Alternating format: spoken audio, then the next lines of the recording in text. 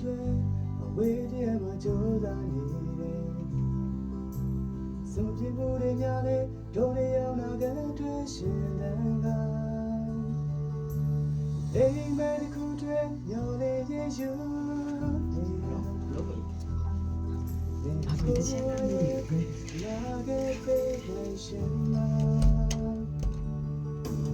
ကိုရှင်လာရဲ့ဘွားလေးရဲ့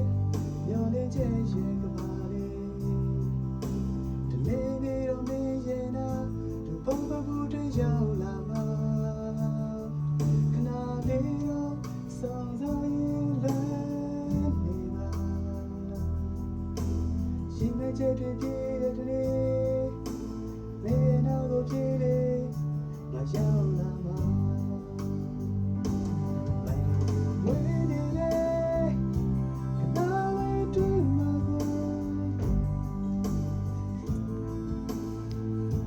对嘞。Tell me